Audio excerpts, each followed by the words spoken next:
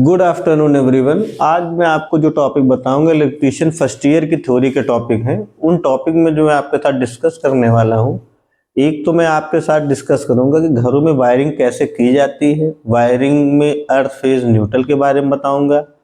इसके साथ ही मैं इलेक्ट्रीशियन का जो ओम्स का लॉ है, जो मोस्ट इंपॉर्टेंट है, इससे रिलेटेड क्वेश्चन भी पूछे जाते हैं, ओम्स लॉ के बारे में बताऊंगा। इसके साथ में जो रेजिस्टेंस होते हैं, जो भी कलर कोडिंग वगैरह होती है, कलर कोडिंग कैसे कि ब्लू, ब्लैक या जो भी कलर्स हमारे इसमें यूज़ होते हैं उनके बारे में बताऊंगा। और इसके साथ मैं आपको जो भी जानकारी दूंगा वो आप अच्छे से सुनिएगा, जिससे आप अच्छे से समझ पाए। जैसे इसमें पहला टॉपिक मैं अगर पिक करता हूँ तो वायरिंग के कुछ मैं आपको नियम बताता हूँ। नियम ऐसे होते हैं कि धीरे धीरे आप वायरिंग अगर आपको सीखना ही है तो पहले आपको पता होना चाहिए अर्थ, फेज, न्यूट्रल। देखिए नाम से ही आपको पता चल रहा होगा कि अर्थ क्या है। अर्थ का मतलब हो गया कि जमीन से जुड़ा रहना। फेज जिसमें लाइट आ जाए। न्यूट्रल का मतलब क्या है, गाड़ी न्यूट्रल करते हो ना, मतलब एक समान या जीरो डेप्थ कर दिया जाए। जैसे गाड़ी भी होती है, गियर लगाओ, कहते हैं नहीं गियर को न्यूट्रल करो, तो न्यूट्रल का मतलब है बिल्कुल सामान्यता, बिल्कुल जीरो कर देना। अब इसमें देखते हैं, इसमें लिखा हुआ है वायरिंग के मुख्य नियम। एल एन ई का फुल फॉर्म आप लोग जान लीजिए, लाइव, न्यूट्रल और अर्थ हो गया। ठीक है, इसमें कलर कौन थे, जो इससे पहले जो इसमें कलर चलते थे वो कलर ऐसे हैं, लाल, काला और हरा।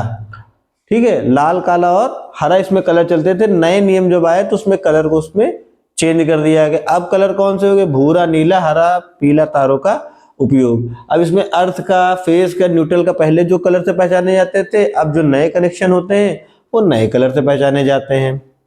सेफ्टी पर्पज से आप लोग ध्यान रखेंगे, स्विच को कहाँ पे लगाना, हमेशा फेज वायर में लगाना है। जहां पे फेज वायर होगा वहां पे आपको सेफ्टी पर्पज से ऐड ऑन करना है। ठीक है, सभी लोग मेरी बात को समझ पा रहे हैं।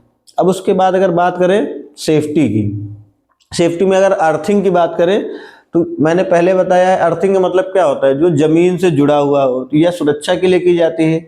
अगर किसी मशीन में करंट लीक हो रही है तो अर्थिंग उसे क्या करेगी, सीधे जमीन में भेज देगी, जिससे बिजली का कोई झटका नहीं लगेगा।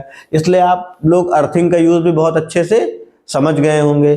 अर्थिंग में ध्यान रखना है कि सर्किट का कंप्लीट होना सबसे ज्यादा जरूरी है। जब तक सर्किट कंप्लीट नहीं होगा तो ना ही आपको झटका महसूस होगा और ना ही वो किसी तरह का प्रॉपर वर्क कर पाएगा। अब इसके आगे अगली स्लाइड में देखते हैं।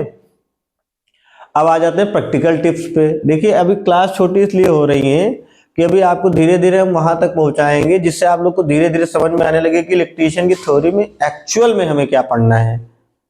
बात समझ पा रहे हैं? अगर आपको ये पता चल जाएगा कि एक्चुअल में पढ़ना क्या है तो धीरे धीरे आपकी ग्रोथ भी होगी और एड ऑन होता जाएगा। अब इसमें जो टिप्स के रूप में लिखा है, जो घर या बाहर कारखाने देखते हैं उसमें भी कनेक्शन होते हैं। अब कनेक्शन में दो टाइप के कनेक्शन होते हैं, सीरीज और पैरेलल।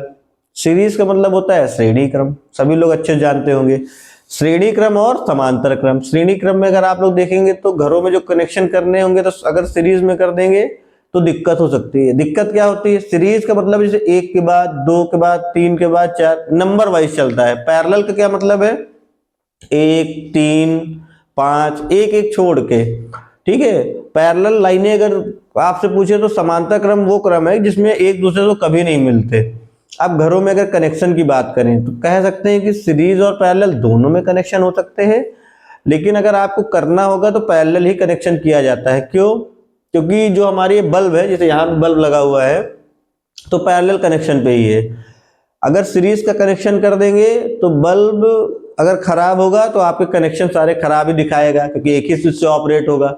अगर ये सीरीज की मैंने बात बताई, अगर एक समान है भाई, उसी से बल्ब चल रहा, टीवी, पंखा सब अगर एक ही चीज से चलेगा तो वो सीरीज हो गई।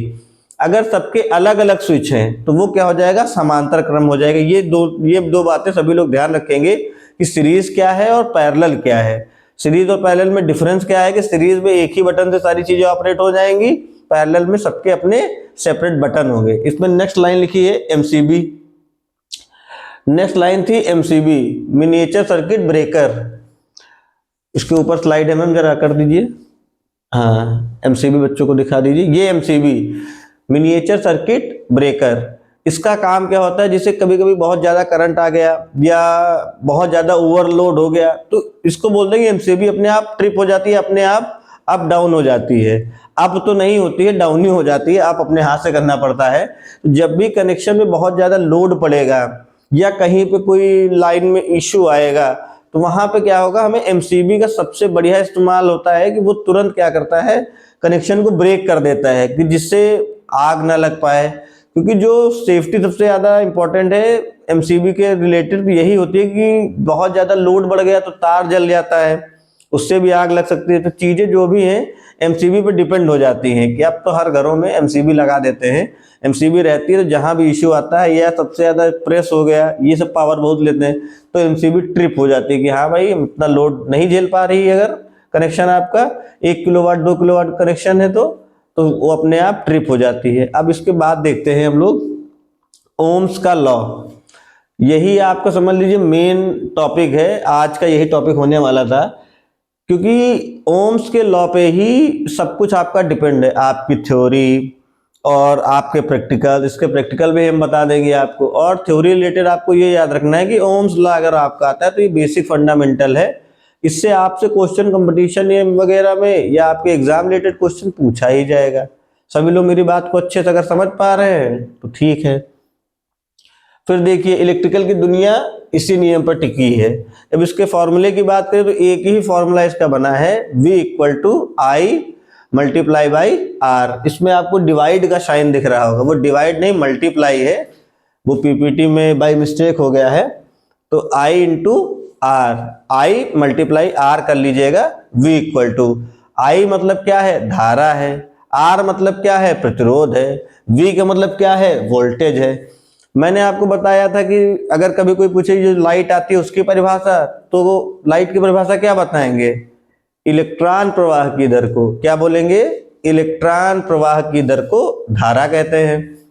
रेजिस्टेंस का अगर कोई पूछे तो बोल सकते हैं कि धारा के मार्ग में अवरोध, जो धारा है हमारी उसमें अगर कोई अवरोध उत्पन्न करता है तो वो हमारा क्या हो जाएगा, प्रतिरोध। प्रतिरोध को डिनोट किससे करेंगे, R से डिनोट करेंगे। मात्रक कोई पूछ ले ओम होता है, धारा का मात्रक कोई पूछ ले तो एम्पियर होता है। आप लोग सभी लोग इस बात को समझ पा रहे हैं। एक चीज और याद रखेंगे, V ∝ I भी होता है और V ∝ R भी होता है। ये बात भी सभी लोग ध्यान रखेंगे। और सबसे जरूरी बात है इसमें दो ग्राफ भी बनते हैं, VIR के दो ग्राफ, एक समय के साथ बदलता है। ये दो ग्राफ मैं आपको अगली स्लाइड्स में करके दिखाऊंगा। अभी छोटी क्लास है, छोटी छोटी क्लास से हम आपको लास्ट में एक कंप्लीट जो इसकी पूरी क्लास होगी PDF फॉर्मेट या PPT के माध्यम से बता देंगे। आज के लिए सभी लोग का बहुत बहुत धन्यवाद जो आपने हमें इतनी देर तक सुना। आशा करते हैं कि आप लोग और अच्छे से तैयारी करें जिससे आपका बहुत आसानी से एग्जाम हो जाए।